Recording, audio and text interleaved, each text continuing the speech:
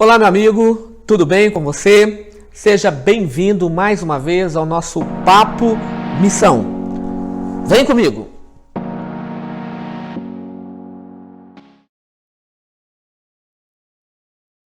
Semana passada, iniciamos esse momento, esse bate-papo relacionado aí aos projetos missionários da nossa igreja, como entender a missão. Espero ter deixado bem claro para você que esta igreja não tem uma missão, na realidade é a missão que tem uma igreja. A igreja, ela surge depois que Deus concede a missão. Primeiramente, a missão foi dada a Abraão, você conhece bem o contexto, Gênesis capítulo 12, Deus então diz: Abraão, você será uma bênção para todos, mas para que isso aconteça, sai e vai.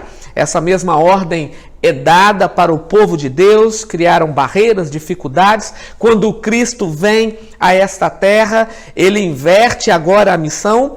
Antigamente, todos deveriam chegar a Jerusalém para serem salvos. Agora Jerusalém envia pessoas para que todos possam ser salvos. Antigamente era vinde, agora a ordem é ide, e essa ordem foi dada por Jesus Cristo. Jesus Cristo, então, no livro de Atos, a igreja movida pelo poder do Espírito Santo, após receber o Pentecostes, essa igreja ela começa a crescer. E lembra-se que o termo igreja não significa templo, paredes, tijolos. O termo igreja, do grego eklesia, significa pessoas que foram chamadas a sair. Sair de onde? Não do mundo para a igreja, mas da igreja para o mundo, para evangelizar as pessoas. E a igreja de Atos, ela começa a crescer. Pedro faz o seu primeiro sermão, 3.000 pessoas se convertem. Depois ele faz o seu segundo sermão, mais de 5.000 pessoas agora são agregadas ao cristianismo. E a igreja ela começa a se movimentar. Logo depois vem uma perseguição e a igreja agora sai de Jerusalém e ela vai para a Judéia, para Samaria e até os confins da terra. O evangelho chega até a mim, o evangelho chega até você. Eu não posso esquecer que o foco desta igreja, ele precisa ser totalmente voltado para a missão. Porque a missiologia é algo que Deus confiou à igreja. E eu já disse que a igreja não tem uma missão, mas é a missão que tem uma igreja. Precisamos respirar a missão. Porque Deus está em missão desde que entrou o pecado no mundo. Gênesis capítulo 3, no verso 9. Mas a pergunta que vem à nossa mente é: por que ainda pensamos em vários programas dentro da igreja? Por que quando falamos em assuntos missionais, pensamos unicamente em feiras de saúde, juntamente com o Impacto Esperança e o Quebrando o Silêncio? Isso é ótimo, é benéfico, mas não pode ser a única ação fora da igreja. Porque a maioria das vezes, a nossa agenda, ela está presa dentro de programas atracionais. Esperamos que as pessoas venham até nós, mas eu preciso ir nelas, eu preciso buscar as ovelhas perdidas de Israel. E a maioria delas, infelizmente, não vão cair na igreja de paraquedas ou no templo de paraquedas, para ficar melhor assim o nosso entendimento. O livro de Atos, ele vem nos mostrando pontos positivos e pontos negativos. Eu quero explorar com vocês um pouco hoje esses dois tópicos, ponto positivo e ponto negativo. Vamos conversar primeiramente e começarmos pelo ponto negativo. O apóstolo Paulo se converte ao cristianismo. Muitos acreditam que Paulo se converte e ele começa a pregação, porque ao estudarmos a Bíblia em texto corrente, imaginamos logo isso. Claro que não. Paulo demorou 14 anos para começar a pregar. E ele tinha um tutor espiritual, que era Barnabé. Sabe o que o livro de Atos me mostra? Que na realidade eu preciso ter um experiente guiando um inexperiente. Paulo não tinha experiência. É bem verdade que ele veio de uma ramificação dos fariseus, aonde ele era preparado para ser um líder, para trabalhar no Sinédrio. Ele estava junto aos pés de Gamaliel, foi bem doutrinado, mas no judaísmo. Paulo pertencia a uma seita chamada fariseu, e ele fala muito disso na Bíblia. Paulo, quando se converte, ele continuava ainda a sua profissão, que era trabalhar com tendas, mas durante esse tempo ele foi trabalhado também por Barnabé. Barnabé era um homem idoso, um velho discípulo, alguém que entregou a vida a Jesus Cristo, e ele agora estava discipulando Paulo, um experiente trabalhando com o inexperiente. Esse é o passo verdadeiro de um discipulado. E o apóstolo Paulo, então, começa a ser lapidado, preparado para ser um ícone na história do cristianismo, e sem dúvida ele foi. Praticamente quase todo o Novo Testamento foi escrito por esse grande homem da fé, o apóstolo Paulo. 14 livros na Bíblia foram escritos por esse homem. Paulo, então, ele começa o seu ministério agora. E ele faz a sua primeira viagem missionária. E sabe para onde que ele vai? Ele passa por um local chamado Icônio. E dentro desta cidade chamada Icônio, ele conhece um povoado chamado de Listra. E ele vai para essa região. Esse povoado adorava um deus chamado Júpiter e um outro chamado Mercúrio. E eles acreditavam que naquela praça, Júpiter e Mercúrio faziam curas. E Paulo, ao chegar naquele local, ele percebeu que havia ali um aglomerado de pessoas e Paulo começou a pregar. E sabe como surgiu a pregação de Paulo? Havia um coxo que era levado para aquela praça todos os dias. O texto está no livro de Atos, capítulo 14. Todos os dias era levado um grupo para aquele local. E Paulo, então, não conhecia a cultura, não conhecia a religião, ele não conhecia as pessoas daquele local. Amigo, isso é uma imprudência que a igreja age muitas vezes. Esse é o ponto negativo do livro de Atos. Não buscamos informações da cultura, não buscamos informações da geografia e às vezes elaboramos planos pensando como crentes e não pensando como aquelas pessoas lá fora poderão ser atingidas. E Paulo não se preocupou com a cultura, com a geografia, com a religião predominante daquele povo. E Paulo então olha para aquele homem e diz: fica em pé. E aquele homem de um salto só ficou em pé, ele foi curado. E logo a multidão, ao perceber que Paulo havia feito isso, aglomeraram-se em volta de Paulo e Paulo começou a pregar, mas eles não davam ouvidos para aquilo que Paulo pregava. E o sacerdote então disse: Júpiter e Mercúrio desceu até nós, eles estão aqui, eles estão fazendo curas. E pegaram então touros, pegaram animais e queriam sacrificar aqueles animais, adorando a Paulo e também a Barnabé. E Paulo tirou a sua roupa, Barnabé também, e começaram a dizer: somos homens como vocês, não façam tal coisas. E Paulo e Barnabé quase foram mortos. Paulo tomou várias pedradas. Por que isso? Porque Paulo não buscou informações da cultura, da geografia e da religião predominante daquele povo. O tempo se passou. Paulo agora, em Atos capítulo 17, ele faz a sua segunda viagem missionária. E agora Paulo sai com Silas e também Timóteo.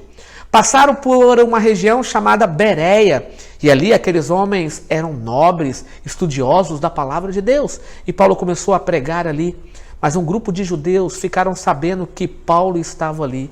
E Paulo então foi convidado a se retirar antes que algo ruim pudesse acontecer a Paulo. E levaram então Paulo até uma cidade chamada Atenas. Amigos, Atenas era uma cidade totalmente idólatra. O povo dali, para você ter ideia, de acordo com Plínio, havia mais de 30.000 imagens de deuses da constelação ou deuses do sistema solar ou outros deuses que foram criados pela mente humana. Um outro chamado de Petrônios, eu fiz questão de anotar esse nome aqui, Petrônios chegou a dizer que naquela região havia mais imagens de deuses do que seres humanos que habitavam naquele lugar, de seres humanos que habitavam naquele local. Percebem como essa cidade era idólatra, totalmente politeísta. Uma cidade que girava toda a sua economia dentro desta religião pagã, por que não dizer idólatra. Paulo, então, ele chega naquela cidade, ele estava aguardando que Timóteo e Silas logo chegassem. E Paulo, então, ele começou a estudar todas aquelas imagens, e logo um grupo de pessoas ficaram sabendo que Paulo estava ali, e foram até Paulo.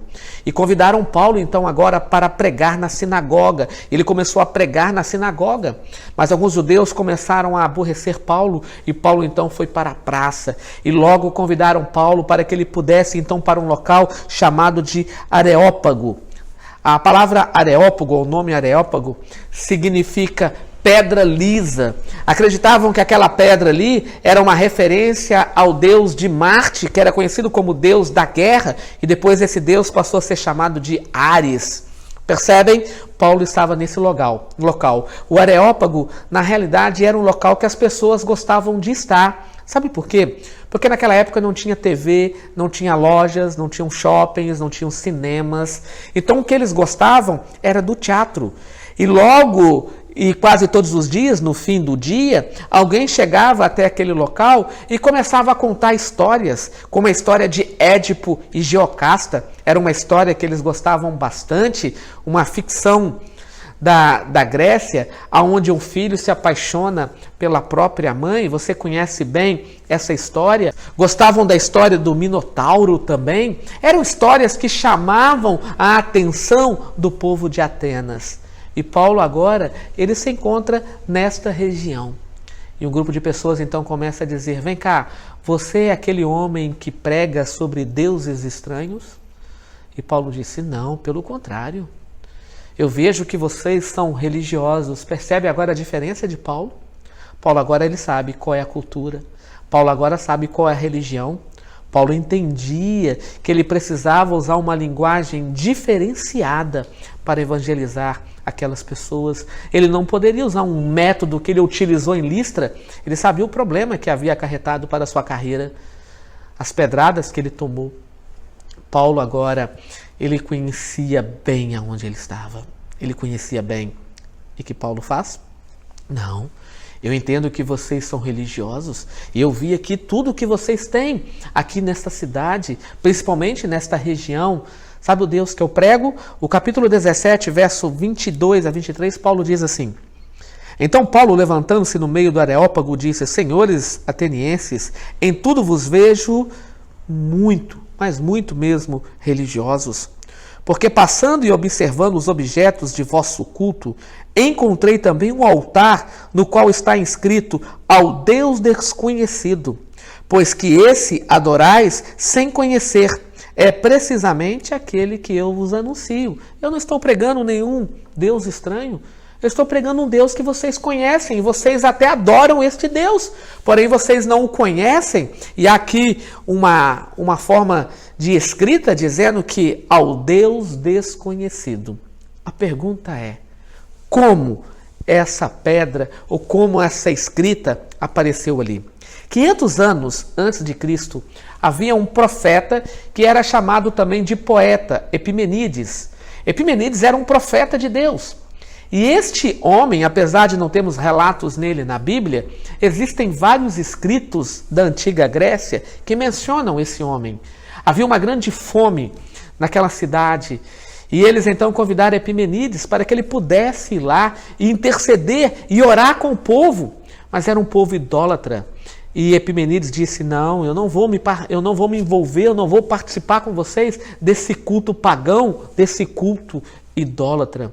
E eles então, entendendo que haviam ofendido alguma figura divina e não sabiam qual Deus eles haviam desapontado ou qual Deus eles haviam pecado para que ele mandasse tamanha punição para a sua região, eles então ofereceram vários sacrifícios para todos os deuses do Egito, para os deuses da Grécia, para os deuses dos medos e persas, mas nada acontecia. A fome continuava e as pessoas continuavam morrendo porque havia fome. Até que voltaram Epimenides e suplicaram: por favor, nos auxilie, nos ajude. Você é um profeta, você fala com os deuses. E ele disse: não, eu falo com apenas um, o Deus que vocês não conhecem. mas eu vou acompanhá-los. E Epimenides foi para aquela região de Atenas, e chegando próximo a Areópago, ele disse então, olha amigos, vamos fazer um teste. Tragam então aqui vários cordeiros, várias ovelhas, e vamos soltá-las bem aqui, na primeira imagem. E elas vão caminhando, e o local que elas pararem vai ser o local que vamos oferecê-las como sacrifícios, porque elas vão parar no local onde o verdadeiro Deus deve ser adorado. E soltaram as ovelhas, e elas começaram a fazer os seus barulhos, e começaram a andar de um lado para o outro, até que de repente pararam no local onde não havia nada. Era um local onde não tinha pedra, não tinha nada. Pararam naquele local. Então Epimenides disse, é aqui que devemos adorar. E eles então disseram, mas não tem aqui nenhuma imagem, não tem nenhuma referência ao Deus que nós ofendemos. E ele, justamente, porque é este o Deus desconhecido para vocês, que merece todo louvor, toda honra, toda glória.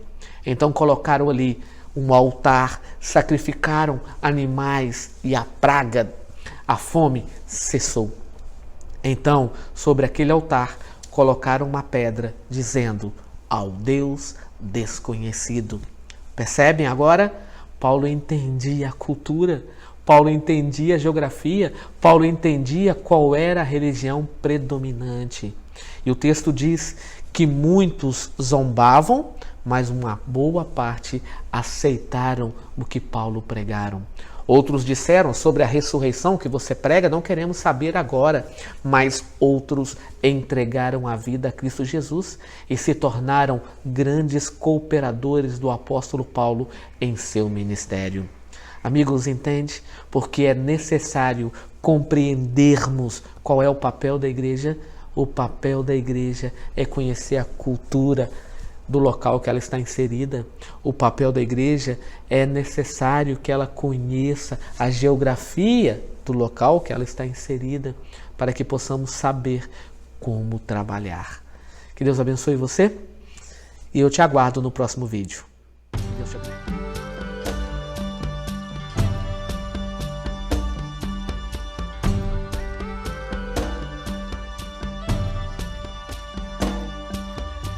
So loved the world, he gave his son to die. But the plan is hidden until we tell them why. They need a messenger of light before the shadows turn to night. Who will go? Still we keep on thinking somebody else will go. While a world that's dying urgently needs to know, if we will lovingly compel, we'll storm the very gates of hell. Who will go? Go into the world, take his love into the world. The time is right, the fields are white, there's work to do before the night. So we'll go into the world, take his love into the world. He is calling you and me into the world.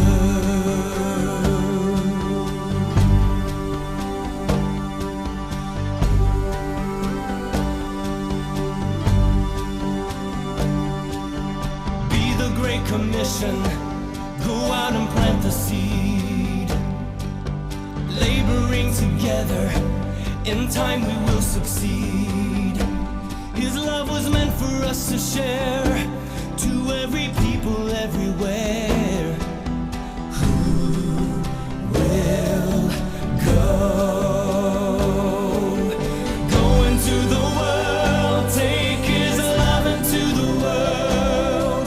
The time is right, the fields are white, there's work to do before the night. So we'll go into the world, take his love into the world. He is calling you and me into the world. How will they hear that there's a God who loves them? How can the blind regain their sight? How can the lost find hope unless we tell them? We are to be salt and light.